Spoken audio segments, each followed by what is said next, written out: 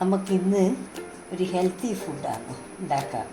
പിന്നെ മുരിങ്ങാച്ചപ്പും മാങ്ങയും മുരിങ്ങാച്ചപ്പും മാങ്ങാക്കറി. പിന്നെ അതിന് തേങ്ങ അരക്കണം. തേങ്ങ അരക്കുമ്പോൾ ജീരകം, കാന്താരി, വെളുത്തുള്ളി, ചെറിയുള്ളി എല്ലാം കൂട്ടിയിട്ട് അരക്കുക. മാങ്ങ പച്ചമാങ്ങയാണോ? അത് പച്ചമാങ്ങയാണെങ്കിൽ വേവിച്ചിട്ടിടണം. ഇതിപ്പം ഞാൻ ഉപ്പ് മാങ്ങയാന്ന്, അതുകൊണ്ട് വേവിക്കണ്ട.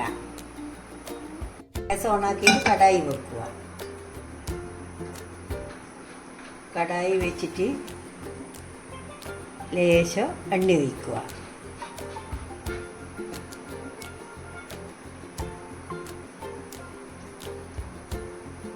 എണ്ണ ഒഴിച്ചതിന് ശേഷം മുരിങ്ങാച്ചപ്പ് ഇടുക.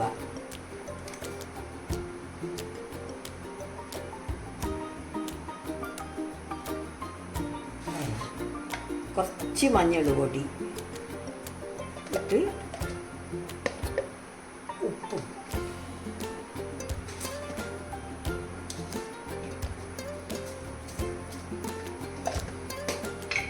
ഇട്ടിട്ട് നല്ലോണം ഇളക്കുക.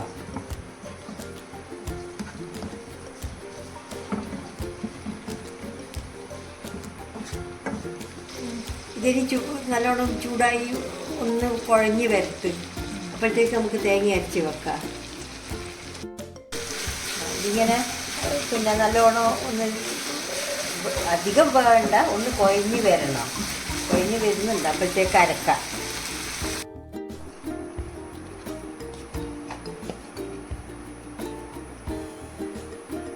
തേങ്ങയിൽ ഇതെല്ലാം കൂട്ടിയിട്ട് അരക്കുക. നല്ല മിനുസം വേണ്ട. അരക്കുമ്പോൾ കുറച്ച് മഞ്ഞൾ അരക്കുന്നതിൽ ചേർക്കണം, അല്ലെങ്കിൽ അത് കറിയിൽ കാണാൻ രസം ഉണ്ടാവില്ല.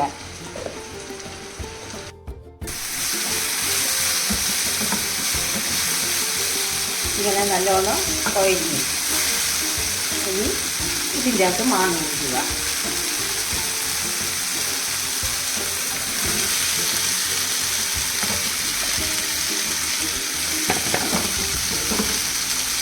മാങ്ങ വെച്ചിട്ട് അരവ് ചേർക്കുക.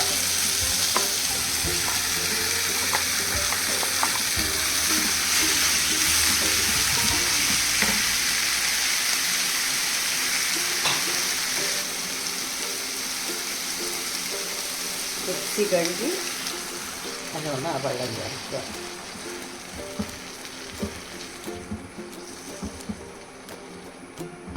നല്ലോണം വെള്ളം ചേർക്കണം.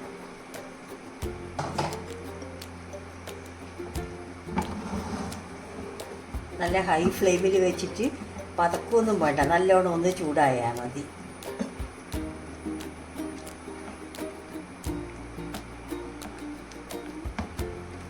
നമുക്ക് ചപ്പിയിലും കൂടുതൽ വേണ്ടെങ്കിൽ കൂടുതലിടാം.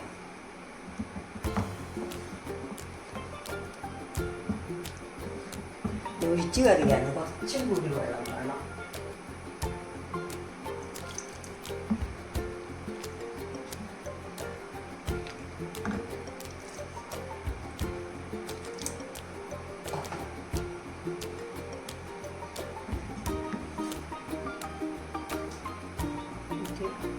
ഉപ്പുണ്ടോ നോക്കട്ടെ. ഉപ്പ് കുറവാ. ഈ കാന്താരി അരക്കുന്നില്ലെങ്കിൽ ചുവന്ന മുളക് ഇടാം. പക്ഷെ കാന്താരി ഇടുന്നതാണ് ടേസ്റ്റ്. ചുവന്ന മുളക് എന്ന് പറഞ്ഞാൽ കാശ്മീരി അല്ല, Kashmiri chilli powder. Kashmiri chilli എന്നില്ല, നമ്മൾ ഏതാ യൂസ് ചെയ്യുന്നതെന്ന് വെച്ചാൽ അത്. ഇതൊന്ന് അരവ് ഇങ്ങനെ തിളക്കണ്ട, തിള വരുവേ വേണ്ടു. ഇത് വന്ന് ഇനി ഇതിന് വറവിടുക. ഇനി നല്ല വറവിടുക. പാത്രം വെച്ച്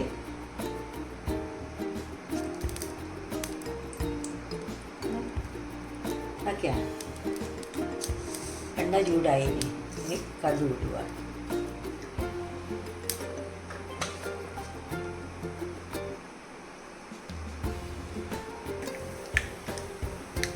കടുപൊട്ടി ഇനി കായ്മുളക് ഇടുക. കായ്മുളകിട്ട് കറിവേപ്പില ഇടുക.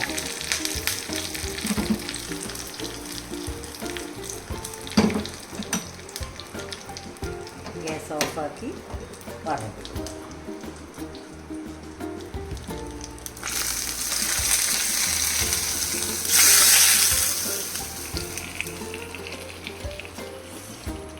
മുരിങ്ങാച്ചപ്പ് മാങ്ങ കറി റെഡി.